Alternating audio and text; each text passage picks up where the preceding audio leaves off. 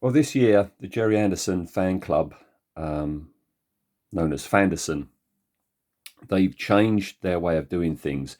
Instead of getting, is it bi-monthly magazines, um, small A5 magazines throughout the year. Um, the way they're doing things now is less magazines throughout the year, but at the end of the year, you get an annual, which is uh, um, which is nice because when I was little, that was one of your Christmas treats was to get a Captain Scarlet annual or a Thunderbirds annual or a Space 1999 annual. So that's the way they're doing things now, and this is the first one, and it came yesterday. I wasn't expecting it so soon. Yeah, I was expecting it more towards Christmas. So yeah, I thought I'd show you what's inside because there's some fab stuff in there. So yeah, this is it. Fab Annual 2023.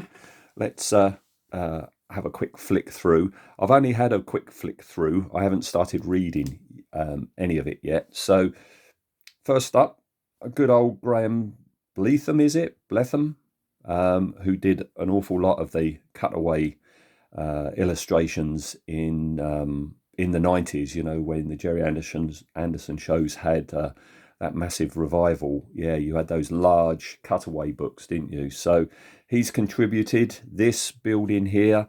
It's not one of the more well-known buildings. I guess he's done them all already. This is actually the plutonium storage depository from 30 Minutes Afternoon, the Thunderbirds story. So we have that. We have our index. We have our introduction, and we're in. And it seems that every year you're going to look back to the past. So here we are, 1963. This is just telling you everything that's happening month by month in the world of Gerry Anderson, and of course 1963. We are firmly in Fireball XL5 territory. All right. I hope you can see all this okay. I'm having to be in an odd pose to get all this in. I've had comments before that my videos are a bit too shaky, and I'm sorry about that. I'm doing everything off my phone. So usually I'm holding something in one hand and holding the phone in the other, but I can't do that with this. So yeah, we have a steady shot today, but it means I've got to get into an odd pose. Right, so there we go. That's that. Then a big article on Supercar. Not a fan of Supercar. Supercar, that guy especially, used to freak me out when I was little, and I just no, yeah, look at them. I still get unsettled by images from Supercar. I'm not scared by it. I just find it all case in point. I just find it all quite disturbing. So yeah, I haven't really gone to Supercar. Uh, a feature on the voice artist, the Fireball XL5. There's some good modelling stuff coming up in a minute. Look at the Stingray Blu-ray box set that's just come out. A nice tribute to Matt Zimmerman, who recently passed away. He's a great guy. I love watching interviews with him. Yeah, cheeky chat. Then something I'm looking forward to reading, a thing on the Mistrons from Captain Scarlet and just what they were and just what abilities they had, because each story they would kind of like come up with a new one. There's one in particular.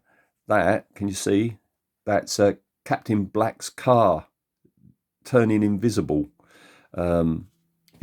A trait that they showed once and never did again. So looking forward to reading that.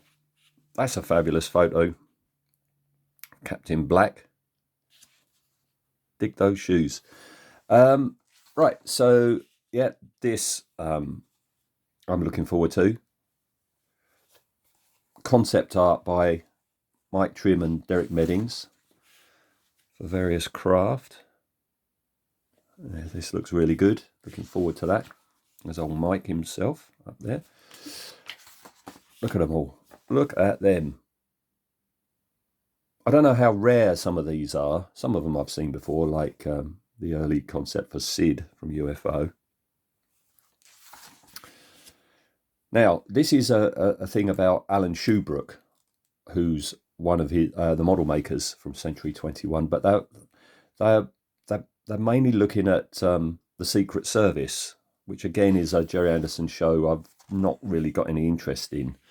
But he did do model work for it. You see?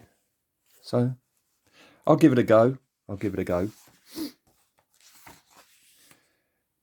Then James Bretterton, the artist for TV Action, who did artwork for the UFO strip in TV Action. Now, I might have to refer to this on our podcasts because this is a very lengthy article on the consoles and instrument banks that you see in UFO, where they appear in other things. So here we are. Here's the instrument banks in UFO, and here they are in Doctor Who: The Green Death. Okay, and they give many examples. So here's a panel in Thunderbirds I Go. Here it is in The Prisoner. All right. The Champions uses them. Doppelganger uses them. Then it's in things I didn't really know they were in. So you've got Time Slip, you've got Jason King, you've got The Persuaders, Diamonds Are Forever. There's James Bond with a UFO prop. There's Sid James with a UFO prop. Yeah, tons of Protectors, the Omega Factor, Invasion of the Dinosaurs, the Time Warrior from Doctor Who, Star Maidens use them, the Tomorrow People use them. And down here on Doctor Who Adversaries, mine and Ian's Doctor Who podcast, we have recently done an episode on Invasion of the Dinosaurs, and I said about how the Doctor's sonic gun was from something else, and it was made for a film called Madam Sin, which was made in 1971. And the prop was reused for Invasion of the Dinosaurs, and then the next year there's old Sandra Dickinson using it in The Tomorrow People. All right. Yeah, and it just goes on and on. Barbara Streisand with a UFO prop. Luke Skywalker, didn't even realise, look, in the background, Luke Skywalker, when he's on The Muppet Show, UFO prop. Robin Asquith, in one of his awful softcore porno films, Confessions of a Pop Performer, has UFO instrument banks. The Green Cross Code Man, they're blooming well everywhere. So, and then, yeah, look at that for a comprehensive list. Right, and more of the list. 10 reasons why The Protectors is Gerry Anderson's best series. Well,